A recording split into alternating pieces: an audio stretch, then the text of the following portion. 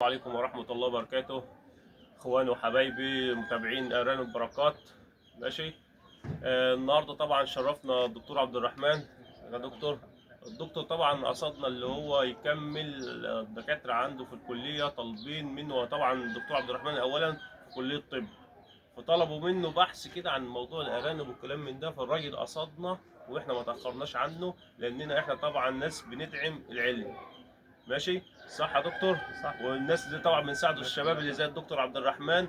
ماشي. وما نتاخرش على اي حد يا جماعه، اللي نفسه في اي حاجه عن مشوار الارنب او عن مشروع الارنب بالنسبه للدكاتره احنا ما نتاخرش عليهم في اي حاجه. هو المهم بس هو جاي لنا كده يكون مثلا ما يكونش في مزرعه تانية ويجي لي، او عشان ما يكونش العدوى بس وكده. او ما يكونش مثلا في شغال مثلا في صيدليه بيطريه ويجي لي، يجي عادي من بيته بهدوم نظيفه مفيش اي مشكله عشان العدوى والكلام ده يا جماعه ونقل البكتيريا والفيروسات، ويجي لي احنا على راسنا من فوق نعمله معاه الواجب اللي هو عايزه. طبعا الدكتور عبد الرحمن طلب مننا الموضوع ده، جه وصورنا. ماشي. في الشغل اللي هو عايزه في المزرعه ومفيش اي مشكله عندنا، واحنا دايما بنساعد الناس اللي هي عايزه تنتج في مشروع الارنب او عايزه تعمل علم في مشروع الارنب، احنا معاهم مفيش اي مشكله. طبعا الدكتور عبد الرحمن هيتكلم معاك اهوت باشا، الراجل طلب مننا ايه واحنا ما قصرناش معاه. اتفضل يا انا دكتور. كنت متكلف من الكليه ان انا اعمل زي دراسه تفصيليه كده عن معلش يا دكتور بس طرق تعلي صوتك شويه عشان البتاع. طرق التربيه بالنسبه للارانب وكده، وانواع السلالات، وايه الاشهر اللي شغال منه في السوق، وايه المشاكل اللي هي مثلا ممكن تقابل المربين وكده. فاتشرفت باخويا استاذ عوض. آه، بتفتحه. اتواصلت معاه على الفيس يعني من قبل العيد، وهو الراجل مشكور يعني ما تاخرش معايا الحمد لله. وحددنا الميعاد الحمد لله وجينا، وصورت برضه فيديوهات كويسه، واتناقشنا شويه في بعض المشاكل اللي هم الحمد لله يعني ايه، بيتعاملوا معاها بمنتهى الاحترافيه وبمنتهى العلم برضه. بس ايه رايك في الخبره بتاعتنا يا دكتور؟ ما شاء الله والله، يعني ربنا هو يزيدك يا الدكتور رب، ربنا مثلا يكرمك. سالنا على شويه حاجات كده برضه ما شاء الله تتعامل ربنا ازاي يزيدك. وبتاع، فانا شرحت له. فطبعا احنا ما نقدرش نتعدى عن العلم لان العلم ده اساس يا جماعه واساس الحياه، لكن ما احنا مع تجربتنا مع الارنب يا دكتور كل واحد بيتعلم ابتدينا ايه يطور نكسب خبره خبره وكويس. والكلام من ده. انا معايا علم ومتظبط ومية مية، بس ناقصني الايه المعامله مع ايه مع مم. الارنب مباشره. تمام. فطبعا الدكتور عبد الرحمن بسم الله ما شاء الله عنده علم، ودكتور في كليه طبعا البيطر زي ما احنا قلنا، بس راجل عنده علم. حتى انا سالته في شويه حاجات بسم الله ما شاء الله عليه، لا دارس كويس وفاهم وعارف هو بيعمل، وشرح لي كل الامراض. حتى احنا قعدنا نتكلموا على تشريح الارانب يا دكتور، مم. طبعا الدكتور افادني برضو جامد في تشريح الارانب. شكرا جزيلا. الله يبارك لك ربنا بجد. يزيدك يا رب. فانت برضو لو عايز توصل للناس معلومه مثلا على على مشروع الارانب دي، في ايه هو الحاجات مثلا اللي انا اهتم بيها جدا في مشروع الارانب ده؟ انا مثلا عايز ابتدي مشروع الارنب اهو، تمام. ايه الحاجات الاساسيه اللي لازم اعملها تظبط معايا مشروع الارنب هو ده؟ مشروع الأرانب يعني لو أنت عاوز سلالة كويسة فهو لازم يكون أرنب كويس، كإنتاج صح. وكأم وكخصوبة يديني وكل حاجة. تحويل ويديني ده مناعه. بالنسبة للأرنب. امم. والعلف طبعا الأعلاف كويسة وكل حاجة. بس أهم حاجة بعدها نظام التربية ونظام النظافة، يبقى فيه تنظيف كويس الله للمكان ينور عليك. بأي طرق المختلفة ليه بقى؟ المنتشرة عشان يعني. ايه بقى عشان ننضفه؟ تمنع بقى البكتيريا أو أي مشكلة عندك، لو سموم بقى أي حاجة، كل ده مع التنظيف بيقل. مع كذلك التنظيف. برضو تحصينات برضو بتبقى ايه وقايه ليك في اي وقت، لو قدر الله في مشكله نزل في المناعه. فتره ما بين فصول الانتاج دي زي الفتره اللي احنا هندخل عليها قبل سؤال شهر 9 دي مثلا، بيبقى ماشي. فتره المناعه نازله. فلازم انت تبقى ايه، الارنب عامل له زي تحصين كده، سواء المناعه تديله رفع مناعه او تعمل له ايه تنظيف مباشر. طبعا التنظيف ده اساسي طول السنه. الله ينور عليك. وكذلك برضو ايه لو حصلت مشكله مع ارنب او كده انت تستبعده. يعني الام مثلا احنا بنقول ايه، اصبر عليها مره او اتنين، بعد كده استبعد على طول. كل ما استبعد اكتر كل ما يكون انتاج شغال، وكل ما يكون الخلفه بتاعتك كلها نشطه وكلها حيويه. صح كده، يعني معنى الكلام يا دكتور اي حاجه ضعيفه المناعه او ما ضعيفه تصبرش عليها، الخصوبه ما تصبرش انا عليها. نمنعها عن القطيع بتاعي، اه. لان انا لو سبتها في القطيع بتاعي وابتديت ناخد منها امهات هتدمر عندي ليه صح. القطيع. يبقى انا هنا بمعنى الكلام اللي انا اظبط عندي قطيع يكون مناعه عاليه مم. خصوبه عاليه تحويل عالي، يبقى بعد كده الانتاج اللي انا اخده منه ما هتاخد يحصلش امهات كويسه. مشاكل. الا بقى الحالات اللي هي الشاذه بقى اللي هي بتبقى إيه؟ مثلا مثلا ايه خصوبتها 100 100، بس ممكن تجيب لي كل فتره كده ايه تعبانه مم. ليه استبعدها. طبعا تبان طبعا. معايا منين؟ من الشغل اشوف اي مشكله استبعدها ليه عشان اتن محافظ ايه تمام. على القطيع بتاعي. ودايما تكون محضر لكل ام بديلها، بحيث يعني حبيت تغير الدم القطيع كده يبقى عندك بديل الام. طبعا بتاخد ام من نفس سلالتها. طب يا دكتور بقى معلش برضه معلومة، ماشي. لأن في ناس برضه بتقع في مشاكل كتير زي مشاكل إيه؟ الموت المفاجئ للأرنب. تمام. أنا عايزك مثلا تشرح كده إيه بطريقة كده كويسة للناس. أنا دلوقتي مات عندي أرنب، عايز أشرحه عشان تمام. اعرف المشاكل. فانت قول لي ايه المشاكل البكتيريه، المشاكل البكتيريه بتبان على الارنب ازاي، والمشاكل التسمم مثلا اي تمام. تسممات في الارنب بتبان ازاي. اشرح هو لنا كده الكبد بالنسبة والرئه والكلام من ده. لأسباب موت الأرنب، ممكن الأرنب تلاقيه مرة واحدة كويس، تصبح تاني يوم تلاقيه مات، أو الدنيا معاه مرة واحدة مات. ده غالبا في معظم الحالات يعني بيبقى تسمم دموي فيروسي. ماشي. طب فرضا مات عندك أرنب، أول حاجة لازم تشرح، تمسك الأرنب ده تشرحه، تشوف إيه المشكلة، بحيث لو في حاجة هتيجي بعد كده تبقى أنت تحاول تتجنبها، تقلل الخسائر. بالنسبة لو تسمم دموي فيروسي، بيبقى لما تيجي تشرح الأرنب هتلاقي الكبد بتاعه محتقن كده ولونه يعني أحمر مزرق، أحمر كده غامق خالص. غامق. وهتلاقي الامعاء بتاعته، الاوعيه الدمويه اللي فيها، اللي هي الموجوده فيها كلها محتقنه، ايوه، لا كلها لا معاه بقى فيها عروق كده فيها بتبقى عروق فيها ماشيه كده، شبكه كلها هتلاقيها كلها محتقنه، يبقى ده تعرف ان هو بنسبه كبيره تسمم دموي بيبقى لونها فيروسي. ايه كده؟ لونها قالب على ايه؟ ازرق شويه، دي مزرقي. يعني حصل تجلط في العروق دي في الدم. بس طبعا الكلام ده اول ما الارنب مات، اول ما شرحته. في ناس ممكن تستنى بالارنب يوم، طبيعي هتلاقي الدنيا محتقنه، مش هتعرف هو تعرف يكون حاجه. عفن من جوه. فلازم لكن دي مثلا بعد بعد حالة الوفاة على طول. ساعه ساعتين تلاقي الدنيا، تشوف الدنيا. دي بالنسبة لايه؟ تسمم دموي فيروسي. طيب البكتيري بقى. البكتيري ممكن يعمل يعني ايه، زي خراجات في الرئه. طبعا هتلاقي الرئه بايظه، الدنيا فيها هتلاقي لطعه كده في الرئه، يعني في ابسس موجود، في ايه، حتت بيضه موجوده كده، والدنيا حواليها بايظه، والدنيا بايظه. ده لو هيعمل ابسس في الرئه، فالارنب مش هيموت على طول، الارنب هينازع شويه. هينازع في التعب ممكن الرئوي. وممكن يعمل تسمم دموي، يعني ايه، ينشر يعني تلاقي خراجات في كذا حته في الجسم.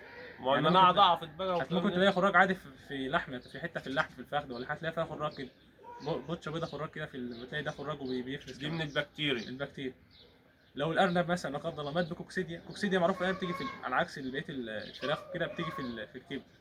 يعني الكبد عند الأرنب. الكوكسيديا في البط بتيجي في الكليه.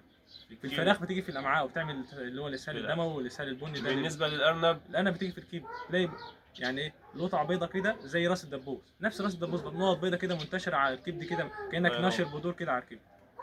طبعا الكوكسيديا عليك انت تدي ايه حاجه ضد الكوكسيديا مثلا، بدون ذكر اسماء عشان ما نعملش اعلانات يعني. ماشي. بس ايه، لا حلو كده. فعادي مظبوط. يعني الدنيا ماشيه. طيب احنا بقى مثلا عايزين مثلا نمشي في وقاية كده. وقاية. بالنسبه للوقايه، انت آه. كان التحصين ده فيروس، انت بتدي تحصين طبعا تقريبا كل 6 شهور ماشي. شغال. حلو. طب بقى سواء الوقاية بقى التطهيرات بقى. طبعا الحرق طبعا، او التطهير يعني، انت بتعمله الحرق دي طبعا رقم احنا واحد، هو رقم واحد يعني يعني. دي اقوى مطهر. ممكن دي لان انا يعتبر أصلاً بموت اي بكتيريا على السلك، بموت اي شعر، بتمنع اي مصدر العدوى. بنقلل العدوى. هي كده كده يا دكتور، بس عشان نبقى موصلين في معلومه عدوى، الناس، بس العدوى كده أيوة، كده البكتيريا هتحصل، موجوده في العنبر. بس بمعنى الكلام كده بالبلدي يعني، انا ماسك عصايه وبضرب واحد على دماغه، كل ما يفوق اضربه عليه على دماغه. هي القصه في كده، اللي انا ما بديش للبكتيريا فرصه يا جماعه. صح كده ابو معتز؟ تمام ابو يا معتز يا جماعه بصورنا ماشي، اخويا الكبير صاحب المزرعه معايا. حبايبي، الله يبارك كل سنة فيك. حي طيبين. الناس كده، حبايبي حي الناس يا باشا معاك كده. حبايبي يا باشا، متابعينا انا البركات احسن الله يبارك ناس فيك. وعلى احنا دماغنا القصه وفوق. كلها ابو معتز زي ما الدكتور قال، اللي احنا البكتيريا نخليها تمام. ايه، قليله في المكان، اللي احنا بالنار بالمطهرات برافع المناعه. برافع المناعه بالكلام دي. ممكن نطهر بيه مثلا ايه الحاجات القويه اللي احنا نطهر بيها. يعني في ناس بتشتغل بفورمالين، يعني هو تقيل قوي دي بقى. تجيب جالون فورمالين، جالون فورمالين ده 4 لتر مع 12 جالون ميه، يعني دي تغسل بهم العنبر بحاجه. البطاريات بالامهات ترش ده احنا بقى عايزين بقى حاجه كده الارنب بقى خفيفه كده والله، بس عشان بدي الفورمالين دي بيبقى تقيل شويه، بيعمل ريحه كمان. بوتاس مثلا الحاجات دي لا احنا بس بقى ممكن مثلا نشتغلوا بيه باليود فاير كل اس، خدت بالك؟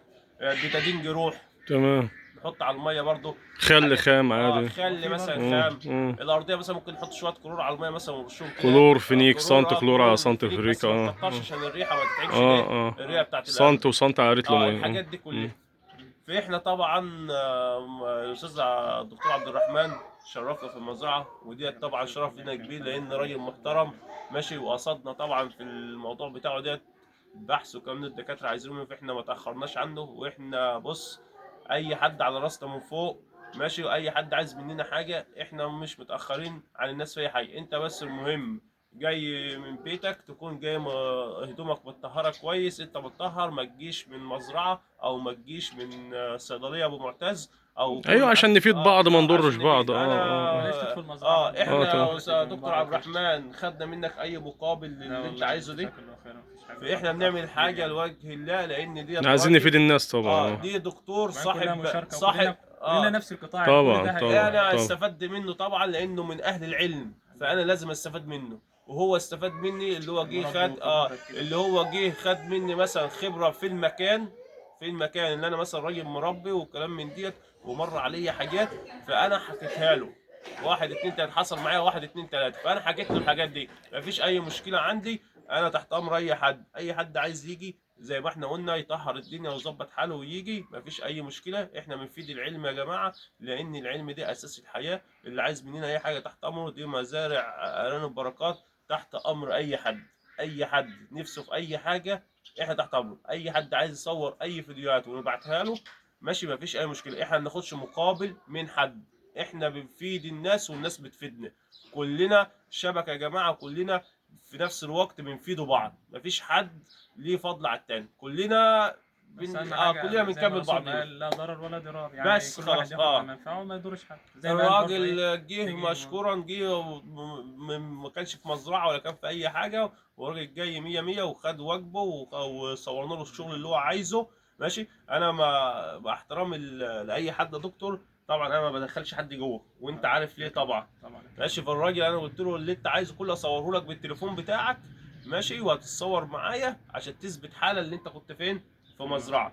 في ديت طبعا انا ما بدخلش حد يا جماعه خوفا من ايه، العدوى عدوى وغير كده. الارنب ممكن ياخد وحش البرد برضه فانا ما بنحبش حد يدخل على الارنب، لان الارنب متعرف عليا انا وعلى العماله اللي حساس معايا. طبعا حساس عليا انا ده صح. والعماله. انا ماليش دعوه باي حد تاني يا جماعه بيصور داخل المزرعه. انت جاي تاخد سلاله مثلا ماشي يا ابو معتز، جاي تمام. تاخد السلاله من هنا من عندنا يا باشا، مش عايز نطلع لك 10 حتت، لو انت تاخد حتتين وعايز 10 حتت يطلعوا لك هنطلعهم لك، تدخلش انت. مفيش اي مشكله. لكن انا ما بدخلش حد وفي عندي ناس في فعلا العنبر يا بتروح جماعه. تشتري سؤالات تقول لك يسيبهم يدخلوا، بس تتاكد ان الشخص ده مش لا صادق. طبعا ده هو عك طبيعي، ده طبعا هو اللي عارف عك. السؤالات هو اللي الشخص اللي طبعا، طبعا طبعا. بالسجلات وده ام كذا وده طبعا بس. فطبعا هو انت كلامك ده صح، وانا ما انا طالق الامهات في العمر وانت تخش هناك، وانت عارف الام مش ده عارف عمرها طبعا كام، ولا العمر ده، صح. ولا دي بنتها صح. وامها مين، صح. امها عندها خصوبه ولا ما عندهاش، عندها منع. انت بتخش بالعين اول كده حاجه المربي بيخش بيطلع يجي على الحجم الكبير. صح. صح. يو الشكليات بيخش على الشكليات. الشكليات لكن انا راجل بطلع لك حاجه بما يرضي الله، لان السنه اللي انت بتاخدها دي بتاعتك وبعدين ده مصدر ماشي، رزق يعني واكل عيش. بتاعتي انا. السنه اللي انت هتاخدها دي من عندي أنا. يعني معنى كلام لو سمعة انت يعني. لو انت ما خدتهاش انا هشغلها عندي، وانا مش هشغل حاجه عندي وحشه. صح. وبعدين السمعه زي انت ما بتقول، اللي بياخد حاجه بيشكر فيها.